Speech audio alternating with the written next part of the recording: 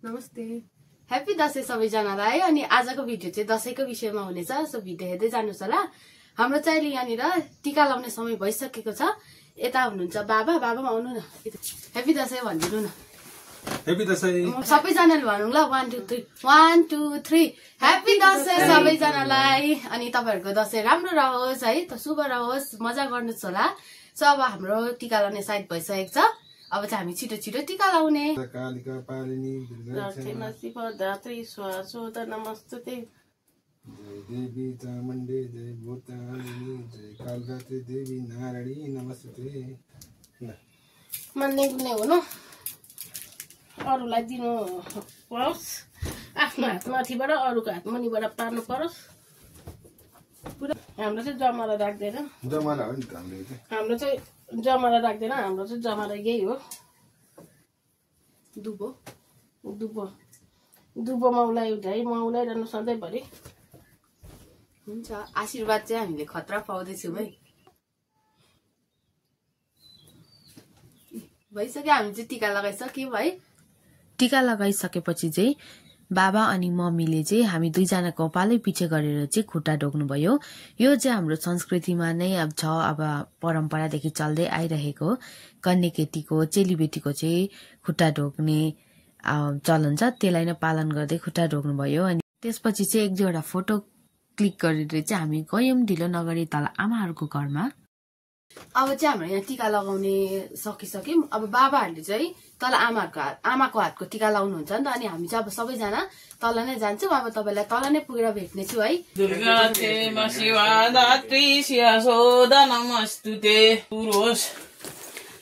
डक्टरलाई पैसा खुवाउनु नपरोस्, नौ दुर्गा भवानीको कृपाले।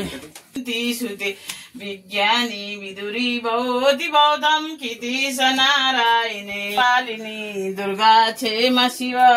मैले यहाँदेखिको चाहिँ किन भोइस ओभर गर्नु पर्यो भन्दाखेरि चाहिँ किनभने चाहिँ ब्याकग्राउन्डमा चाहिँ गीत बज्नु थाल्यो नि त, अनि कपिराइट आउँछ भनेर चाहिँ मैले भोइस ओभर गरिरहेको थिएँ।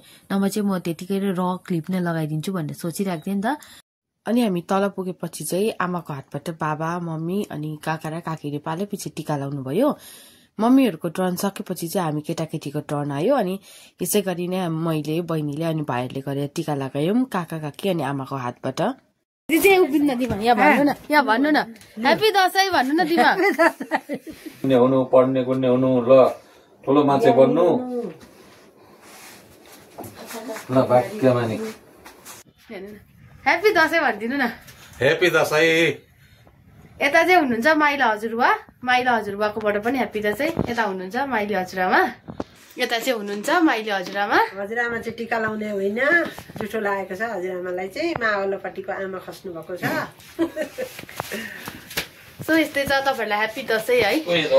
माथि आमाहरूकोमा टिका लगाइसकेपछि चाहिँ आयौँ हामी माइला हजुरबाकोमा। फेरि अहिले चाहिँ कहाँ छौँ भन्ने चाहिँ माइला हजुरबाको कान्छा छोराको घरमा, यानि कि हाम्रो काका पर्नुहुन्छ। अनि काकाको हातको काका काकीको हातको चाहिँ टिका लगाउँदै बहिनी र म चाहिँ त्यहाँ गयौँ अनि टिका लगायौँ। अनि यहाँ काकाहरूकोमा चाहिँ भाइहरू पनि टिका लगाउन आएका थिए। यहाँ भाइहरू चाहिँ को भन्दा चाहिँ माथि साइला हजुरबाको चाहिँ नातिहरू हुन् यता भाइ चाहिँ। अनि यता चाहिँ हुनुहुन्छ साइली हजुर। ह्यापी दशैं सबैजनालाई।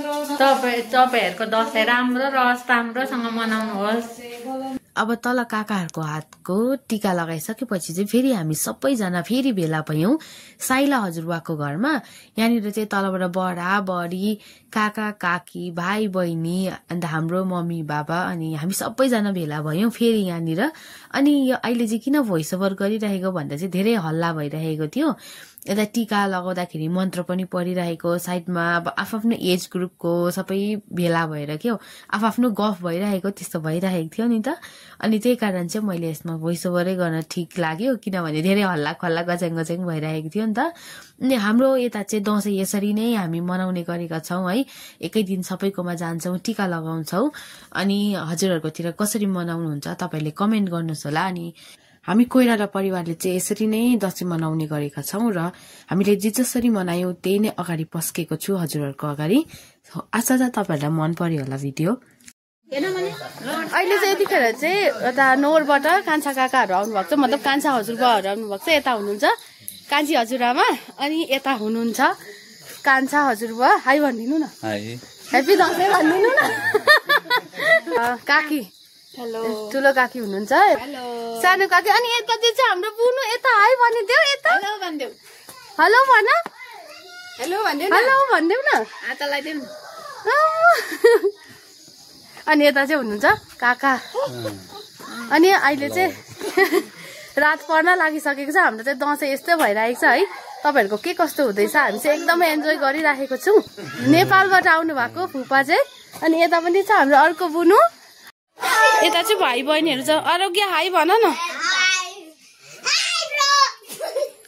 बहिनीहरूको नाम भनिदेऊ न अनि मेरो नाम चाहिँ आरोग्य कोइरालाको मेरो नाम हैन भिडियो यता भनिदेऊ न कहाँबाट आएको भनेर ऊ चाहिँ नेपालबाट आएको बहिनीहरू हो फुपूको छोरी यता चाहिँ काकाको छोरा भाइ अनि यता चाहिँ हुनुहुन्छ दादा हाई भनिदिनुहोस् न यतिखेर चाहिँ फुपा काका काकीहरू सबैजनाले अनि भाइ बहिनीहरू सबैजनाले टिका लगाउनु हुँदै थियो म चाहिँ अलिकति बिजी थिएँ यता अब किचनमा अलिक बिजी थिएँ त्यही कारण चाहिँ मैले चाहिँ भिडियो गर्न चाहिँ काकालाई दिएको थिएँ तर काकाले सबै मोमेन्टहरू क्याप्चर गरिदिनु भएछ है अनि एकदमै खुसी लाग्यो अब यस्तो मोमेन्ट कहिले आउँछ आउँदैन फर्केर थाहा छैन नि त अनि हाम्रो अहिले जुन मोमेन्टमा जिरहेको छौँ हामी त्यसलाई क्याप्चर गरेर राख्नु त पर्यो होइन अनि फुपा पनि सायद फर्स्ट टाइमै आउनु भएको होला दसैँमा टिका लगाउँदै चाहिँ थाहा छैन योभन्दा अगाडि दसैँमा टिका लगाउँदै आउनुभएको अनि एकदमै खुसी लाग्यो सबैजना आउनुभयो है अनि भेला भयौँ सबैजना बल्ल बल्लको चाडबाडमा है अरू बेला त त्यसै बिजी भइरहन्छौँ हामी सबैजना अनि चाहिँ यहाँनिर सबैजना भेला हुँदाखेरि एकदमै खुसी लाग्यो अनि काकाले आफूले पनि टिका लगाएको के भन्छ सबै रेकर्ड गरिदिनु भएछ अनि एकदमै खुसी लाग्यो अनि एकदम खुसी लाग्यो कि कस्तो मलाई सपोर्टिभ फ्यामिली हुनुहुन्छ मेरो मलाई सपोर्ट गर्ने भन्ने खालको मलाई फिल भएको अनि यसरी नै सधैँ दसैँ मनाइरहन पाऊँ भनेर भन्न चाहन्छु हामीले चाहिँ 2025को दसैँ चाहिँ यसरी नै बितायौँ दसैँको पहिलो दिन चाहिँ यसरी नै बित्यो र एकदमै रमाइलो भयो यादगार रह्यो र मेरो भिडियो यहाँसम्म जसले पनि हेरिरहनु भएको छ उहाँलाई एकदमै धन्यवाद हृदयबाट नै तपाईँले अल्छी नमानी हेरिदिरहनु भएको छ यस्तै माया सपोर्ट सधैँ दिइरहनुहोस् होला है तपाईँलाई धेरै धेरै माया छ सो गाइज अहिले चाहिँ 7 बज्न लागेको छ अनि काकाहरू पनि खानासाना खाएर जानु भइसक्यो अनि मैले पनि यहाँ कामहरू गर्दैछु कतिवटा होइन गरिसकेको छुइनँ अनि आजको दसैँ चाहिँ यस्तै नै थियो तपाईहरुको दसैँ के कस्तो भयो है आशा गर्छु म राम्रै बित्यो होला है मेरो पनि एकदम रमाइलोसँगले बित्यो हामी सबै परिवारले मजाले एन्जोय गर्यौं अनि आजको भिडियो चाहिँ यहाँ एन्ड गर्छु है अनि भोलि पर्सिको दसैँ पनि तपाईहरुको राम्रोसँगले बितोस् है अनि म दसैँमा कतै गएछु भने म त्यहाँको पनि भिडियो अवश्य नै ल्याउने छु सो भिडियो हेर्दै जानुस् होला अर्को भिडियोमा छिटै भेट्नु छु bye bye thank you for watching